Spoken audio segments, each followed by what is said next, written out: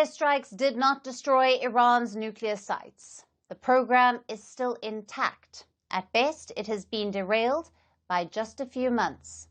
That's the early assessment from American intelligence. A preliminary classified report has been leaked.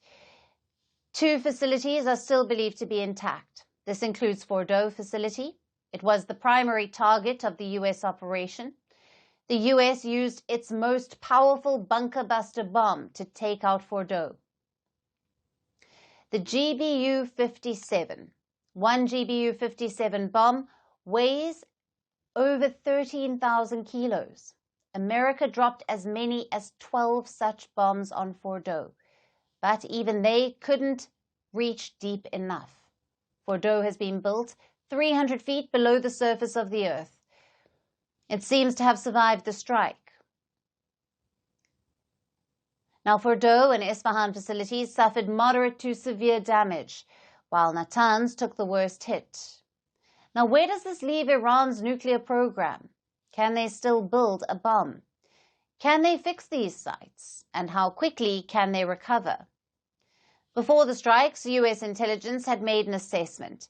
They said that if Iran really wanted a bomb, it could get it by 3 months. The Americans have a new assessment now. The timeline has been pushed back, but only slightly.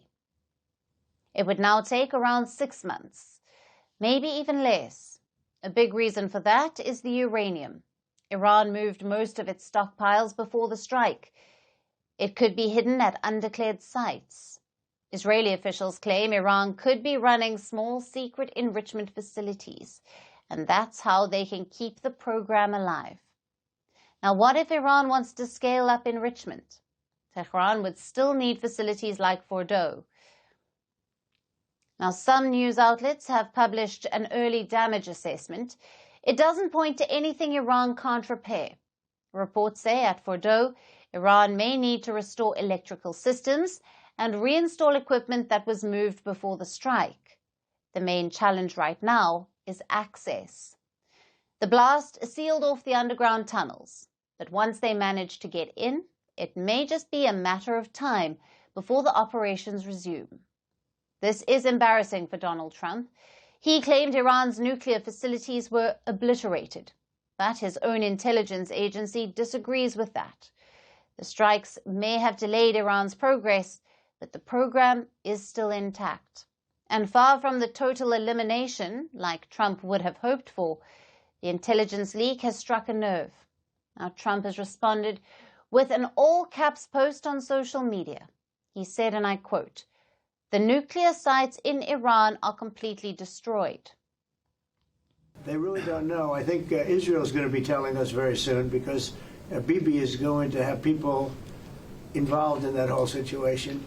We hear it was obliteration. It was a virtual obliteration. The White House issued sharp statements as well. Trump's press secretary spoke out. She called it an attempt to discredit Trump. However, U.S. Vice President did make an admission. That's J.D. Vance. Now, Vance suggested that Iran's uranium stockpile is still intact. So the situation remains risky. America's goal was to stop Iran from building a nuclear weapon. But what happens when Tehran starts enriching again? Will Trump order another strike? Will he order an even bigger mission than last Sunday? One that risks a wider escalation? A diplomatic breakthrough could still prevent that, but Trump's statement today offers little hope. The last thing they want to do is enrich anything right now. They want to recover. And we won't let that happen. Number one, militarily we won't. They're not going to have a bomb, and they're not going to enrich. The U.S. says it wants to pursue a nuclear deal now, but some disturbing reports emerged from Tehran today. Iran's parliament approved a bill. It calls for a suspension of cooperation with the IAEA. That's the International Atomic Energy Agency, the UN's nuclear watchdog. Despite the recent attacks on Iran's nuclear facilities, the International Atomic Energy Agency has not condemned them, not even superficially. It has undermined its international credibility, and for this reason, The Atomic Energy Organization of Iran is suspending its cooperation with the agency until the security of its nuclear facilities is guaranteed, and Iran's peaceful nuclear program will proceed at a faster pace. The Speaker of Iran's parliament also spoke about the nuclear program. He said Iran will accelerate it now. He said that it would be a civilian program, but that's unlikely to assure the likes of Israel, the arch rival of Iran. Trump's shaky ceasefire seems to be holding today, but it rests on a knife edge. One misstep, and this could unravel quickly.